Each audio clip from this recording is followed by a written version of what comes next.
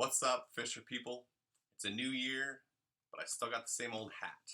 But one thing that's not the same is the boat that we're going to be fishing in this season. I'm not going to waste any time. Let's just get right into it. First of all, my old boat, my Lund crossover, it was great. It served me well. It brought a lot of fishing memories to me, my family, and all the clients. However, it had a few drawbacks. Some things that I really wanted to upgrade and improve were the boat control and stability. So it was an aluminum boat. It was fairly light, and it was a crossover, which means it's designed to do a little bit of fishing and a little bit of ski boating, pleasure activities, and that sort of thing. So it wasn't as stable in the waves as possible as can be. It got pushed around a little bit by the wind, and I wanted to remedy that. Also, I wanted a bigger boat. I wanted more space and storage for a more comfortable experience for all the clients and, me while I'm in there all day long. And also in terms of storage. So again, because the old boat was a crossover, some of the storage was geared towards rods and some of the storage was geared towards skiing and ski poles. So it wasn't perfectly designed to be a fishing machine like I wanted for this business. So with that in mind, I'm going to tell you what I did get. I ordered what I would consider to be, at least in my mind, for sure, obviously, the top of the line premier walleye fishing boat that I think money can buy. I got a Lund 202 Pro V GL. So first of all, in terms of the boat size and the comfort and that sort of thing, the 202 stands for 20 feet and 2 inches. So by looking at the model, you know what the length of the boat is. My previous boat was an 1875, so it was almost 19 feet. This one's over 20. Second of all, in terms of width, there's a lot more space, but also it doesn't have the gunnels on the sides. So the storage is in other places, and you have that entire width all the way to the edge of the boat, so it's going to be a lot roomier for clients to move around. On top of that, the bow space is incredible in this thing. There's so much area up there to go up as a casting deck. Realistically, you could easily have 2 people up there fishing on the front, especially during the early season if we're casting, pitching jigs, that sort of thing. The other great thing in terms of space, and one of the key reasons why I actually went with this boat instead of some of the others out there, is that it has, like most of the bigger walleye boats these days, the horseshoe design in the back. So you have, by the back transom, you got the live well and all that kind of stuff, and then along the sides you have these storage boxes which come in handy for sure, but most boats those things are fixed.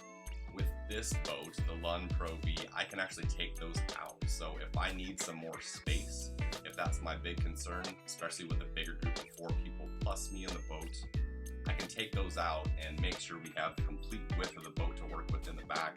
And that was one of the keys that put this boat over the top for me, for my guiding business. Now, in terms of boat control, this thing is going to be night and day from what I used to have. So first of all, it's heavier. The wind and the waves are not going to push it around as much. Second of all, right down the center of the boat, there's the keel, the main blade up there at the nose, if you will. And then on the side of that, there's strakes, they call them, which are basically like little runners, little rudders that help cut the water and hold the boat's position. My crossover had the main keel and 2 strakes on the outside. This thing has 2 extra ones in there on either side to help it track and hold its position. I used to have trouble with the crossover. If I was trolling, I'd be going this way, and then the wind would drift me, and I'd have to cut back in, and then the wind would drift me, and I'd have to cut back in. And that can cause a lot of problems when you're trying to do a bunch of things as a guide, and the wind's constantly blowing you off your line. This thing is going to track much better, and should be a lot easier for me to run the boat and do other things, and keep us in the zone longer. Along with that, when it comes to spot locking with the trolling motor, if we want to anchor, sea anchor, First of all, again, the fact that the boat's heavier is going to help. Second of all, the trolling motor shaft that I ordered for this thing is 12 inches longer. So we used to have problems where the boat's bow would bounce like this and the trolling motor would keep coming out of the water, right? First, it's just annoying to listen to for one thing, but also it's harder to hold your spot. Every time that comes out of the water, the boat falls back and then it has to catch back up. That shouldn't be a problem anymore. Second of all, the spot lock technology, the GPS technology on that boat that I had was the old school version, which basically kept your boat within a 30-foot radius area. And until it moved out of that circle, it wouldn't try to get back in. So not only did the wind push me around a lot, but once it got out of that 30-foot circle, then it would try to gun itself to correct for it, and then it would overshoot it, and it was just all over the place. This thing has a much tighter range. I think it's like 3, maybe 5 feet at the most before it starts making corrections. The boat's not gonna get blown around as much, and it's gonna correct for itself sooner before we ever get away from a 5-foot spot. So we will stay on the spot better, and the boat won't move around as much, so we won't have as much of an issue with getting people's lines tangled. We can stay more vertical when we're jigging. When you cast, you should stay positioned better with the wind so that wherever you cast it, you should be able to continue working the bait in that direction and not have to swing around quite as much. And beyond that, the obvious, I mean, this boat is bigger and it's got a bigger motor and it's faster. It's got a 250 Mercury Pro XS, which is a V8 engine. This thing should go probably mid to high 50 mile an hour, which is quite a bit faster than my old boat. So when it allows for it, we can get around the lake quicker, get on the spots faster. And just handling the waves, this thing is going to be so much better, again because it's heavier, again because of the hull design, the fiberglass, the strakes, everything. This is just going to cut waves so much better. It's going to be smoother, it's going to be drier, and just a much better experience all around for the clients. Now, some other little miscellaneous things. Again, rod storage. I used to have a rod locker up in the front of my crossover that would hold 5 rods. The rod locker in this thing holds 15. On top of that, you got more storage in the back on the sides. I can easily, comfortably store probably 20 rods in this thing, maybe more if I get a little bit creative, which is great. Again, the storage boxes in the back are removable, but in the cases that we decide to use them, they will fit things like coolers if we need extra coolers for the clients, life jackets, coats, rain gear, whatever we need to keep it out of our way and in storage. So the floor of this boat should be much more open and much cleaner while we're fishing. Live well situation. The live well is bigger and better, and there's also a bait well up in the front on the bow, which is a nice added feature.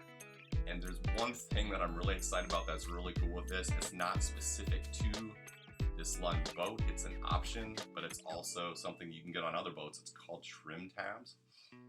So in the back end, on the transom, there's these extra 2 metal plates which serve to kind of lengthen the plane of your boat and kind of function as, instead of like the motor rudder, these things would be horizontal. And you can toggle the things back and forth.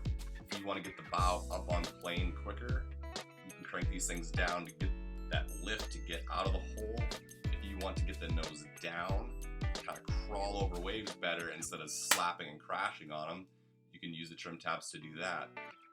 Perhaps even cooler though, if you are riding sideways, quartering into waves, riding in the trough, or if your weight distribution on the boat is just a little bit off, maybe you got heavier people on this side, more people on this side, not sitting on this, whatever it is. Sometimes you get that case where your boat kind of tilts, right?